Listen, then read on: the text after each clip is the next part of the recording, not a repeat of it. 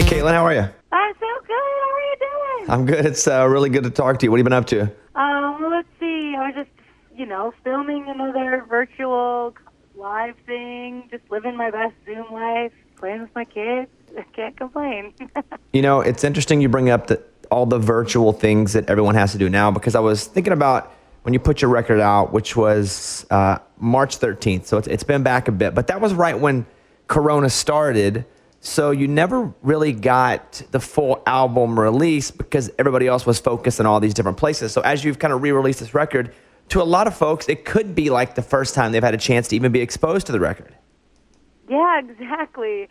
We've been doing our best to kind of get the music out there to people, but, everyone's attention really is like kind of everywhere else right now, which is fine, but, I'm a believer in we'll find the music at just the right time. And so, so we released it in March, but now we've decided to try and kind of re-release it with this deluxe version that came out last Friday, and put a couple new things on there. So yeah. I'm gonna play a clip of "I Can't" with Old Dominion. Here's a clip of that. All the time and the whiskey I'm wasted, and I ain't ever getting back. And I'm trying to find the courage just to face it, but I can't. So you had that song on the record. How long after that did you hit up Old Dominion and say, hey, why don't we do this as a collaboration this time? I mean, it was months and months later that we hit them up to do a collaboration, and they so graciously agreed to join me. And it's fun because, I've known those guys for a while. Brad Kersey, one of the guitar players in the band, like him and I go way back to like touring with Willie Nelson like 10 years ago. And so I've been a fan of Brad for a long time. So it's so fun how this came full circle, and now here we are collabing in 2020. So it was not intended as a duet, but I think it's better as a duet. What do you mean touring with Willie Nelson? Tell me more about that. What'd you do? Yeah, so it was the Willie Nelson Country Throwdown Tour. I think probably back in 2000 and I don't even know, 11, 2012, something like that. And we opened the shows. He had a group of songwriters come out, and we would kind of do around before Willie would play.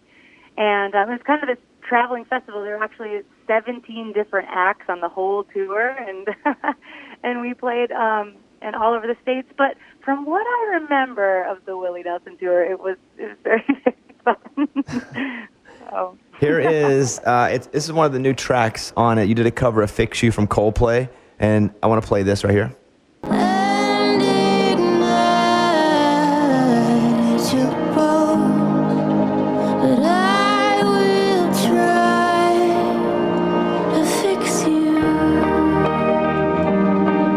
That is probably my favorite Coldplay song, and I like Coldplay a lot, and I think you did such a great version of that song.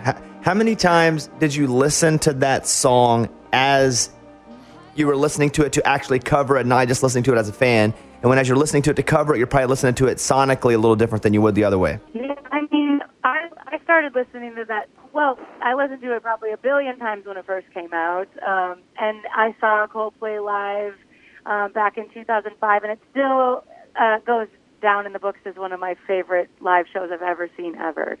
But I've been a fan of them for a while, and when COVID hit and we all kind of started lockdown, I found myself going back to music that kind of made me remind me of like simpler times in my life, kind of just more nostalgic. And so I picked up the Coldplay record and I played it nonstop. And then when I got the opportunity to do a cover for this deluxe record, I was like, well, I've been listening to Coldplay nonstop, and this is one of the best songs ever written. So why don't I take a stab at it? In that, who was singing harmony with you? Your producer? Yeah, Leggy Landon, my producer, is singing backgrounds on that, and he's actually from Leeds. So you can kind of, get a little Brit accent in there in the background, and you sense that. So it was just magical. The production that he did and adding his voice to really made it super special. Would you play that song live? Yes. Why not? I think it's like, for me, when I experience that song, like it's almost like a spiritual experience. The song, like the way it moves, like the way it really, really rustles up your emotions. I think it would be it would be an incredible song to play live. So I definitely want to put it in the set. Do you play piano? Yeah, I do. I think you should come up on the radio show and play that. I would love to. I mean, we can kind of get that arrangement after we finish talking here, but I think you should come up in the next week or so, be in studio, play this. We'll spin I Can't with Old Dominion and just make a whole deal about it. How's that sound?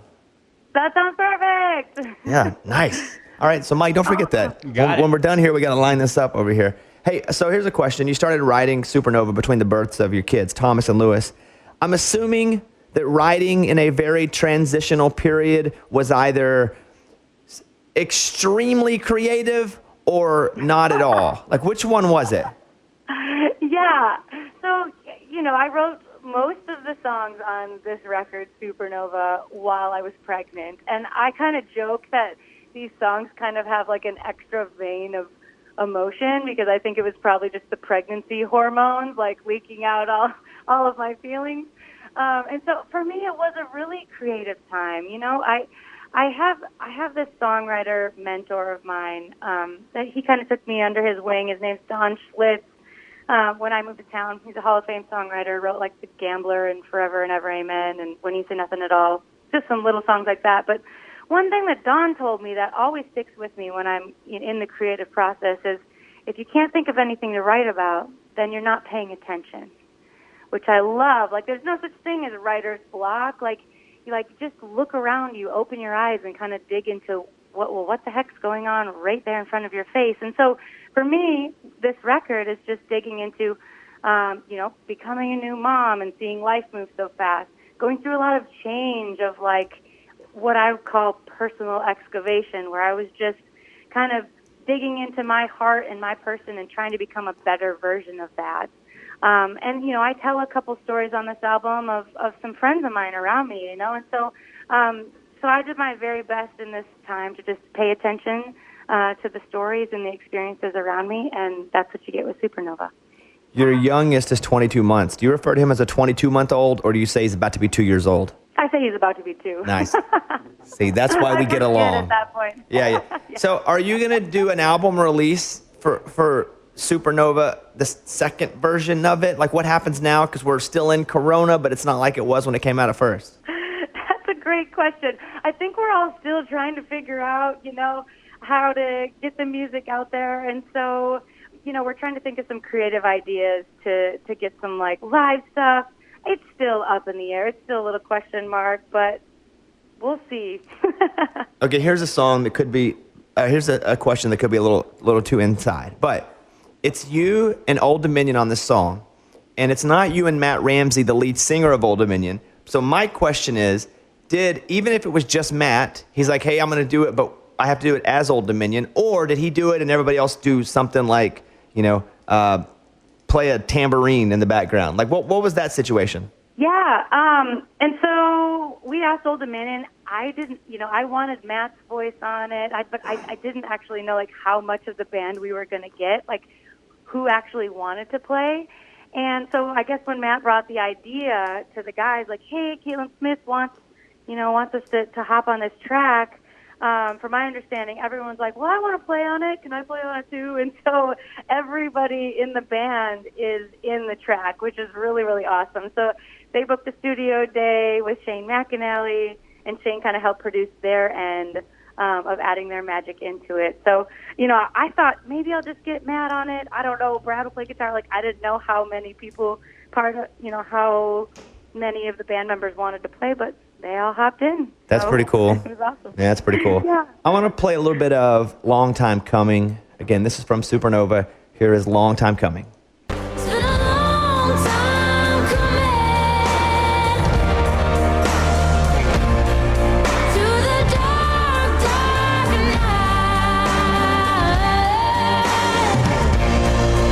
It's been a long time coming. So with this song, with a lot of the other songs that you put on your record, because you are known as a songwriter, and I would guess that most of the time you're writing songs for other people. So my question would be, how do you decide what you're going to keep? Is it based on when you write the song or how the song resonates with you?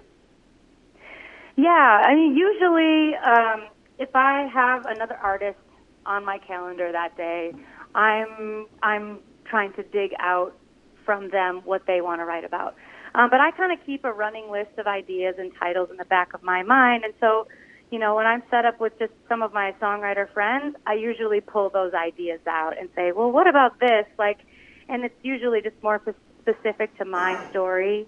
And so, yeah, I've kind of learned to split up my week between writing for other people, and then maybe once a week or once every 2 weeks, I'll kind of pull out an idea for myself. So I can't sit around and write my story every single day. To me, that's exhausting. It's way easier to dig around in someone else's head for a while.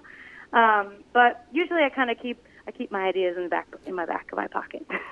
Of the artists that you write with, who would we be surprised in a complimentary way at how good of a writer they are? Oh, wow. You know, I've never gotten a cut on one of her records, but one of the artists that surprised me the most in the writing room was Carrie Underwood. That girl comes with fantastic ideas. She has an excellent sense in melody. She knows what she wants to say. And, you know, sometimes artists just get this rap in Nashville of they don't really write, but they just want to sit in the room. This girl actually works. She knows what she's doing, and absolutely, no pun intended, blows me away. Are there artists that you get in a room with, because you can sing, you're one of the best singers around, but you get in a room with, and I'm sure Carrie's one of them, but if we take Carrie off of this, who have you written with, and they're singing in the room, either recording just a scratch or a voice memo, and you're like, holy crap, you are so good. Who would surprise us? Man, there's a lot of people that happens to.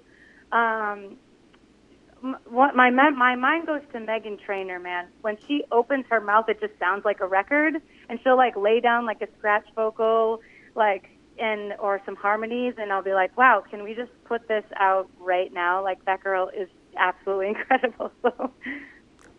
Okay, you guys check out Supernova. It's a deluxe version now. If there's one song on here that, if someone said, all right, Caitlyn, I get to do an elevator pitch, I get one song that I have to hear, which song do you send them to? Oh, that's too hard. Yeah, but come on, Caitlyn. You only have a minute with somebody, and they're like, okay, I got time for one song. What do you tell them to listen to? Okay, one song. If I've got one song, I'm gonna go for the emotions. I'm gonna play Supernova. Okay, here it is. We're gonna play this now, and let's see if everybody cries. Go ahead. Like a shooting star, a supernova in the dark. You do anything to make it last, but it all goes by so fast. Well, you know that I am a fan, so much so that I want you to come up on the show and play live, and we'll get all that worked out. But I hope everybody that's listening to this is going to check out Supernova Deluxe. Maybe you never checked it out before Deluxe because you were worried about getting a virus that was going to kill us all. And if you live this long and this far, you should check out Supernova Deluxe. It is fantastic. She is fantastic. I'm just a big fan. So I will see you relatively soon. And thank you very much for coming on and talking with me. Awesome. Thank you so much, Bobby. You're the very best. We'll see you soon, my dear. All right. There she is, Caitlyn Smith. Bye, Caitlyn. Bye. Thanks, Bobby. Take care. You're welcome. Thank you. Bye. You can follow her on Instagram, too. Caitlyn Smith with a Y, right? Yep. Caitlyn Smith. Check her out. I'm just such a big fan of her. She came into the studio. Well, she opened a couple of shows for me whenever the Raging Idiots were playing a couple tours ago. And I was such a fan of her. And she came out, and one of the shows was Oklahoma City. I think she just had a baby. Her husband was there. The air conditioner had went out in this place we were playing. There were 2,800 people there. No AC in the summertime. And she went out and just dominated it, man. It was awesome. And she's awesome. So I believe she was the first ever guest on this podcast. Oh, you may be right. I think she was the first one. Episode 1, maybe? Yeah. In the condo? Yeah. In that little side In the bedroom? little side bedroom where we created this whole thing. It's funny to think back to that because when I think about the early version of this, I remember Caitlyn. Mm-hmm. I wouldn't have known she was one, but I knew she was one of the first ones because I am legitimately a massive fan. But Caitlyn Smith, Ryan Hurd, Mm-hmm. who I'm friends with now. I mean, Ryan lives right down the road and brings his dog over here, Pancake, and because Pancake and Stanley, my dog, are half brothers. So, like, then I was just a big fan of Ryan's songwriting. He wasn't really even an artist yet. Yeah. I mean, I think he was an artist, but he wasn't like a signed artist putting out music. I remember the really good episode we did with Chip Eston. Yeah. Have we ever put that up at the top? No. We should do that midweek. Okay. You can go check it out if you want now, but a lot of people aren't going to go backward. But just a fantastic interview about The Office, about Nashville. That was good. Whose Line? Yeah. That's what I think about with the early episodes, those three people. Who to you? Mine was Charles Eston. I remember him coming over that day. And then, Ryan Hurd too. I remember it was like he just showed up and was like, hey, we're doing this thing in your side room. And he was just hanging out. Who, Ryan? Yeah. Yeah. Then we moved over because that place flooded, that condo flooded. Mm-hmm. And they were like, you got to move because we got to basically gut this building. So I bought another house and we put it up in a side bedroom upstairs. Yeah. And I always felt weird walking people upstairs to the room because I could have murdered them. And I would say I was pretty known at the time, but I wasn't known to a lot of these folks now as a peer. Yeah. So people thought it was a little weird. Coming to the house and then Yeah. walking in. And I was like, we're doing the show at my house. And like, okay. And so they would come in, they would go upstairs. Who do you think about in that section of it? Chris Stapleton. Oh, yeah, when Chris sat there and Yeah. he came up and just sat and talked for an hour. My favorite one, yeah. That's a good one. For me, in like level 2 of this, I remember having a good talk with Dan from Dan and Shay. That was a good one. And then we moved to the other house we were at before this one because my dog died, and I'd only had that house as a backyard for him until because he was older. And that one is kind of where the podcast started to really gain and get traction and like have millions of people listening. Who in that level 3 do you remember thinking about? When we finally got Luke Combs there, that was a good one. Yeah, the Luke Combs was good because it kept getting delayed. Yeah. And then now we have a studio in the house. We've only had one guest in so far. Yeah. Gary LeBox from Rascal Flats. That's only because Gary's a friend and was over here like 2 days before. And I was like, hey, you don't have Corona. We're already together. Why don't you come over and do the podcast? And it was like, okay, great. Anyway, you guys check it out. Caitlyn Smith, great record, great artist. And there you go. Thank you. Hey guys, it's Bobby Bones. Welcome to the channel. If you're new to the channel, subscribe and then go check it out. A lot of artists, a lot of songwriters, a lot of music. Welcome to the Bobbycast channel.